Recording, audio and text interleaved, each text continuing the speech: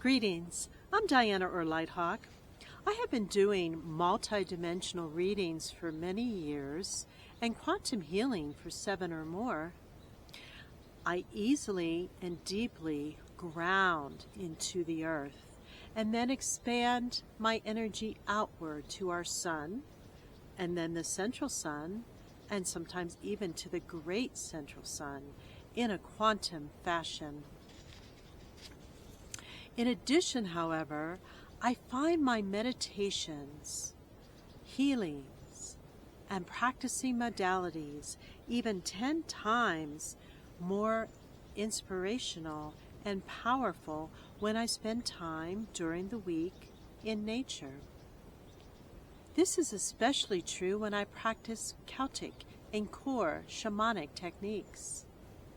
And today, we are going to concentrate and immerse, and I'm going to reveal more about the different aspects of the nature kingdom. Now, I did do a talk and a video and included a walk last fall. However, today we are particularly blessed to be enveloped in the summer abundance and landscapes of lots of bushes in full bloom and also some wildflowers around. Now, I am also entwined with the angelic kingdom, being guided by my guardian angels and guides and receiving revelations from a solar angel in regard to earth changes. Also, one of my key angels, besides Cassiel, is Shamiel, who oversees the balance and order of nature. Now, Shamiel promotes balance, clarity, compassion, empathy, harmony, serenity, and tolerance. He may be seen in a cloak of dark brown or hunter green, and take the form of a shaman, a Buddhist monk, or even the Green Man. He usually has brown wings of an eagle. Now, both angels and fairies, or nature spirits, bring so many blessings into our lives, and they are both light spirits. However, the fairies are more colorful, compact, and usually smaller in size, and have a lot of movement around them and you. They can help with earthly and planetary matters. But the angels they usually appear more larger and stationary when transmitting messages and their light, and usually stay in one place whenever they communicate with you. Now, they particularly help with life purposes and goals. You know, we hear stories and read fables of elementals, fairies, and the like, but how often do we fully immerse ourselves peacefully and respectfully in their unseen realm? There were many ancient forests, especially across the world, where the simple folk lived, worked, and played, who would encounter these magical beings. Children and herb women of the forest would have a knack to find them and delight in their presence. There is a lot of history of the fairy kingdom, especially in Ireland and the British Isles. The folklore of the Tuatha De Danann is quite prevalent in Ireland especially.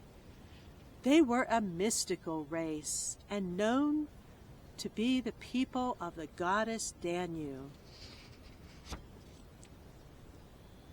They were called the ever-living ones, gods of the earth. They ruled for about 169 years. and some say there was an extraterrestrial connection. They were very light-skinned, with mostly blonde or reddish hair and colorful robes. Now, they did rule for a long time, but eventually they were defeated by the Milesians. Now, they were the Milesians, a very violent warrior race.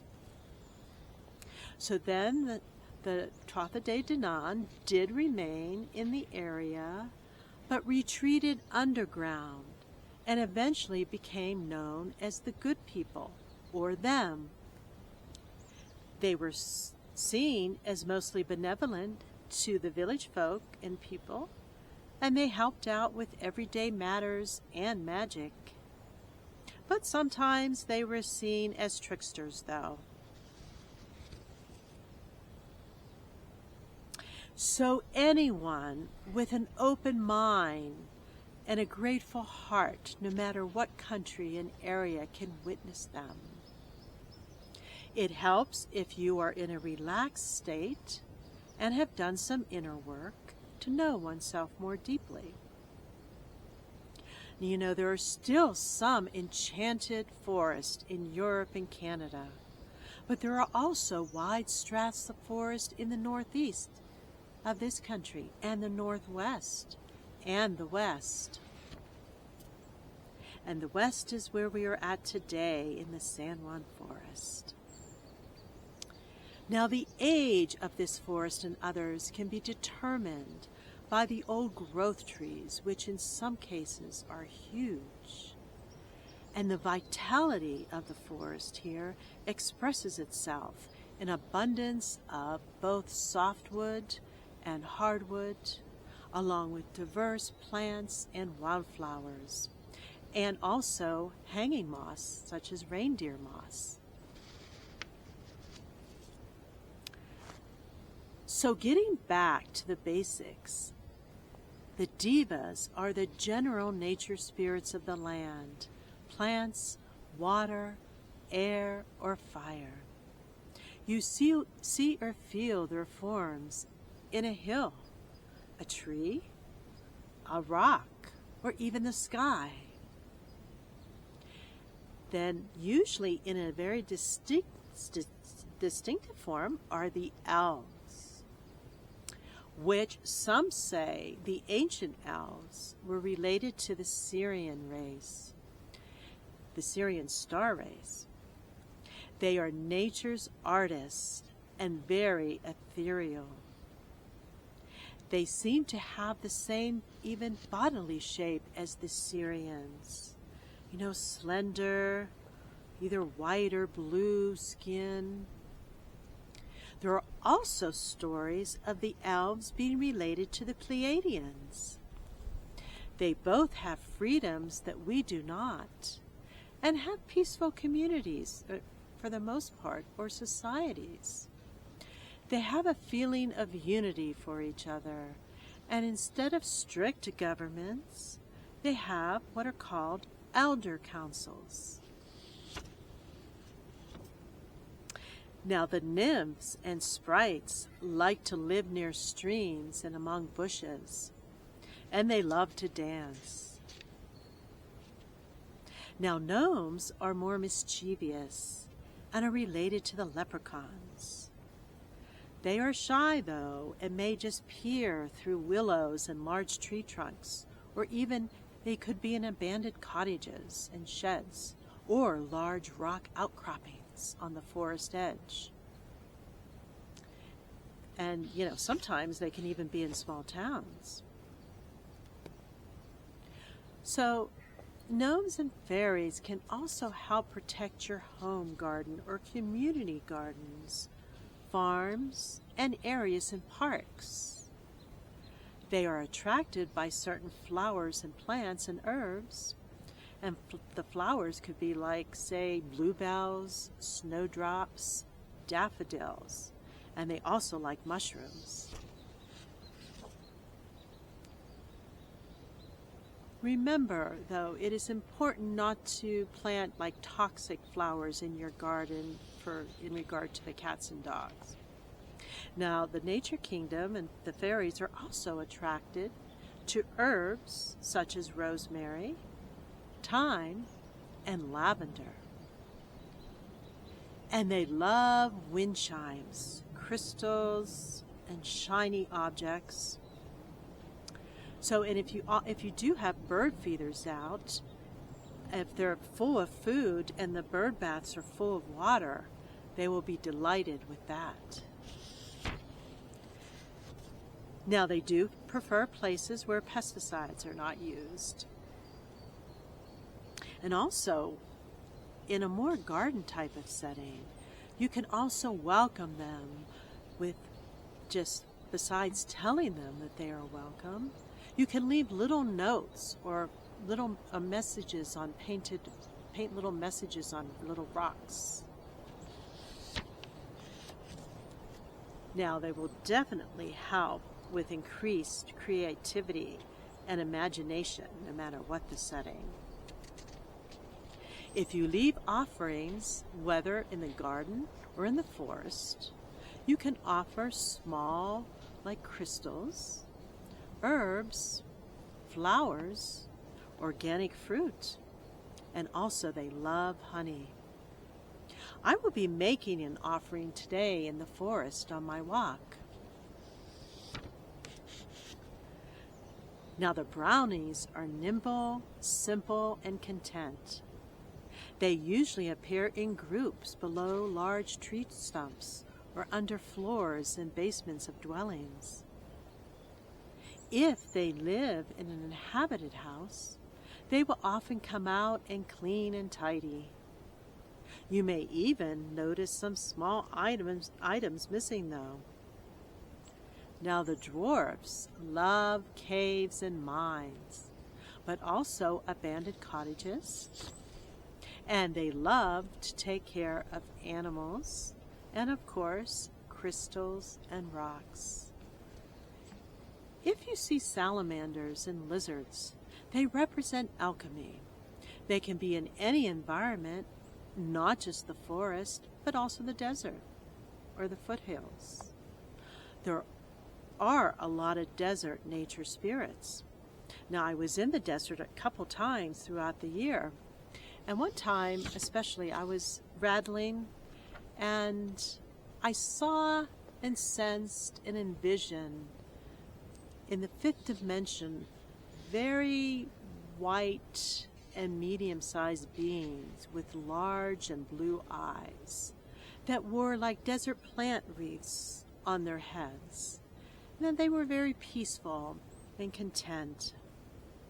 Now, going into the fifth dimension while in nature is very special because you can really see in rich colors and forms, along with spirit animals sometimes, and also receive special, direct, deep messages. Now, nature beings and the like also congregate around mushrooms in the forest or in the fields, especially fairy rings. Now, some say that the fairy rings are portals to other worlds and dimensions. Also, amongst the trees, sometimes appear guardians of the forest, I call them. They are usually about 6 feet tall, in white or blue robes, sometimes shimmering. Remember, as we ascend spiritually, we will have more contact with them, along with the fairies and angels. So today, I will go on a small journey on a trail in one of my favorite places. We will walk with a higher vision, a mixture of physical and spiritual eyes. But what is most important is that we do traverse lightly and in peace. For the nature beings and elementals will notice us if we come across as a dark and heavy form. So according to your degree of sensitivity at the time and how softly you walk will determine the outcome. And to get into a relaxed state, you can take several deep breaths and focus on the different colors and forms, the breeze or wind on the skin, the various sounds of, say, the wind, birds, insects, and also the flapping of leaves such as the aspen or birch, and then maybe an occasional stream or brook running by. So just don't have any large expectations, and in a flash of an eye you may see them and they could appear. Remember, they are more pure energy or vibration. So they may be physical, appear physical, or part physical, or completely vibrating energy. Also, they can appear in a form, though, like as an animal or a bird. Now, they could be in front all of a sudden, or to the side. They might even be behind, and you might sense them. Or sometimes fairies will land on your shoulder. And, I think I mentioned before, they also appear behind shrubs and trees. So the nature spirits even often flit along butterflies, around flowers. And the nymphs like to sit on rocks near streams.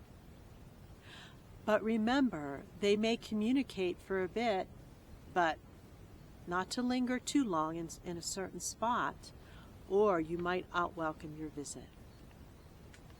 If you find that you are still not seeing and feeling them, you can sit on a stump or a log or a boulder and just reflect or meditate longer.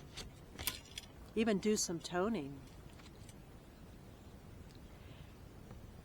Now, more nature information can be found on my website, mountainspirithealing.org. And I have more videos on my channel with Conscious Awakening Network also. So we will go on one of my favorite trails today through a mystical forest and landscape.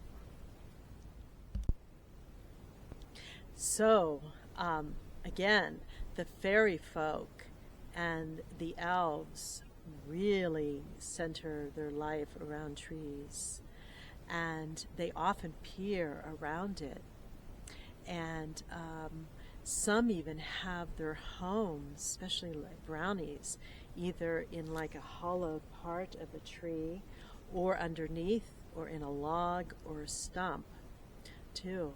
And I've always had a strong connection to trees, their energy, their wisdom, and it's really good to even meditate near a tree. And depending on the tree, you can receive different messages. But meanwhile, you know, the folklore of the trees goes way back. The ancient Druids really had an affinity for trees, and they had their meetings often in oak groves. And besides that, they developed a certain alphabet that was related to Celtic cosmology. Now, this alphabet is also intertwined with the tree readings that I do, the tree oracle readings. And again, you can find more information on my website. So, depending on the type of tree, a lot of times will depend on the kind of messages that you can receive, whether you just stand near one or you do a meditation. Now, the oak is also a tree that's in Europe and in the Celtic region, but it's also prevalent in this country. Now, the oak is the king of most forest. And it really stands for sturdiness, strength, wisdom, learning, and endurance. Now, another tree, which sometimes, is considered a bush, is the willow. Now, the willow stands for femininity, fertility, and magic. And then also up in the higher altitudes, again, like here, we have the spruce. Now, the spruce is my favorite tree, and I really feel a lot of enlightenment whenever I'm near the spruce.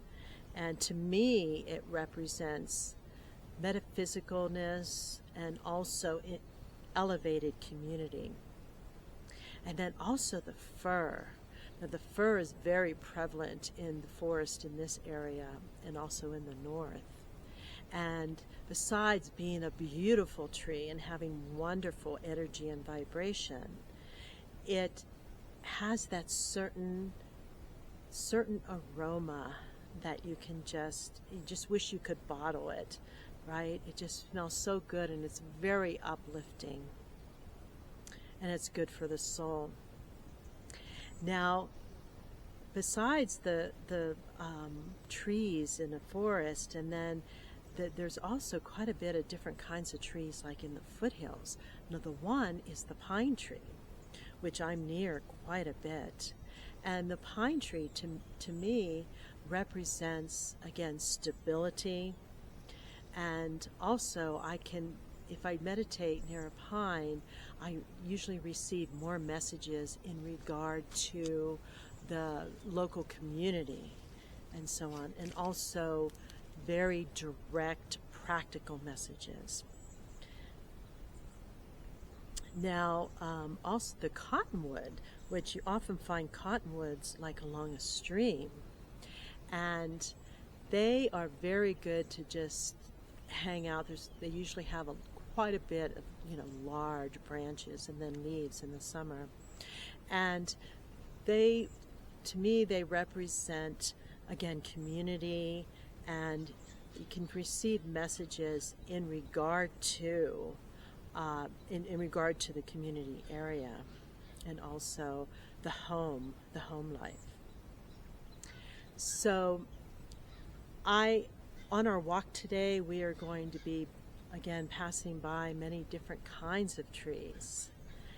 And one thing I wanted to mention too is, with a meditation, besides actually being physically near a tree to meditate, you can even meditate at home, and there is a certain procedure, certain practice that you can do where you envision yourself as the tree in regard to the roots really going down deep into the floor or the ground, depending on where you're at.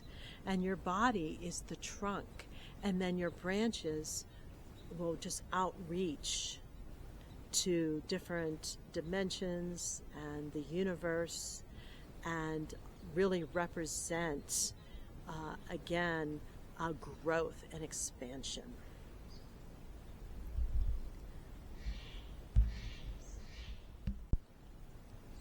So again, fairy folk and nature spirits love offerings.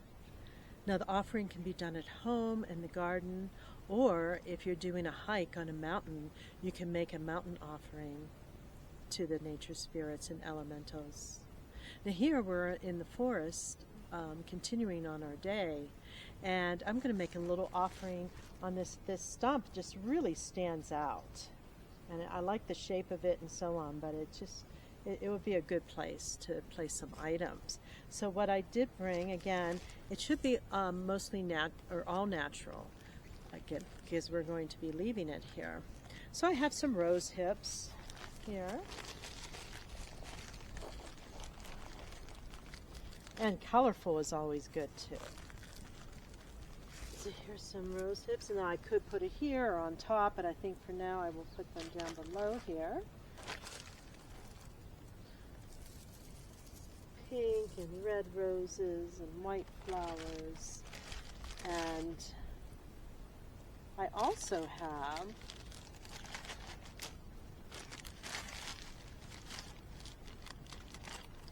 some granola here, sugar-free, and some nuts.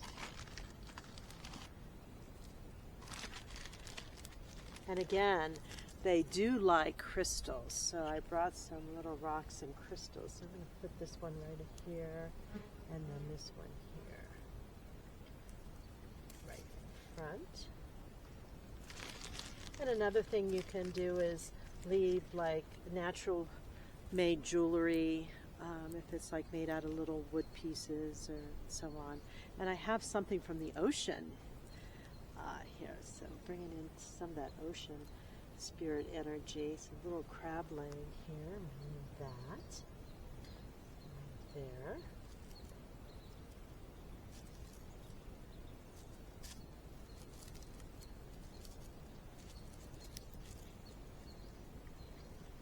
And again, the whole idea is to really commune with the nature spirits, and also that everything is sacred.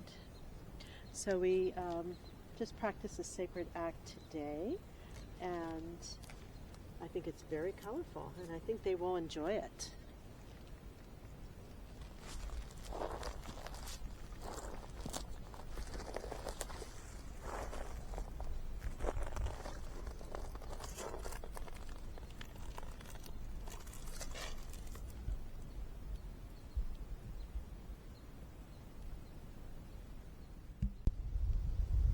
Now, one technique that you can do at home, but it's just, again, just so wonderful to do out in nature in the forest, is to journey.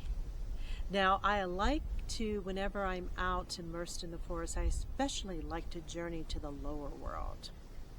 And the lower world, there's a lower, middle, upper, or in Celtic lore, it's just all called the other world.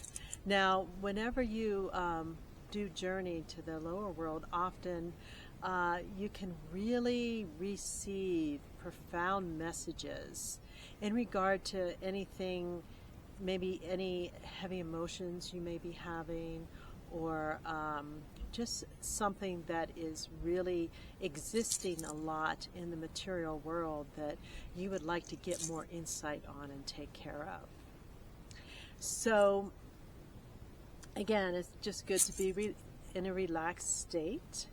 And what I often do is I envision like there's a hollow in that stump over there. And I envision myself going into that little hole in the stump, opening, and then going down below the ground and the earth, and then continuing to go lower and lower. And you can do the same like if you're in a rock outcropping or like a little cave. It's a really good technique to do then. And so I'm going to again envision myself going down into the earth, and just, you know, sometimes there's like a chute. It seems like a mud chute to slide down, or sometimes like a ladder will appear. And whatever comes about, you don't want to really control this too much. You want to just let things flow. And one thing that people do to entrain their mind to actually go into a different state is they use either a rattle, which I have today, or a drum. Yes, and a drum is very good for this too. So today I'm going to use a rattle, and there's a certain kind of beat that is used that really entrains the mind to delve deep into the subconscious, and just whatever comes up. It could be an animal that you see, it could be a being, or it could be a spirit guide.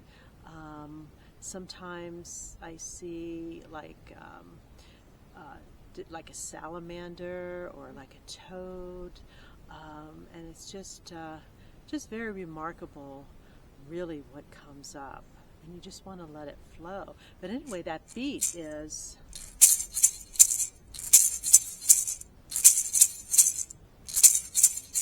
And you just do that, and you can take as long as you like. It could be just a minute, it could be longer. And then just try to remember, though, what you do see or what you do feel whenever you're in the other world, the lower realms. And whenever you're ready, after you do the journey and you're ready to come back up, again, you can either climb back up that ladder you may see, or that like chute, or just there could be like a little path and come up. And then, of course, it's always good to journal afterwards. So again, the beat is so. And I hope we have many more remarkable journeys together.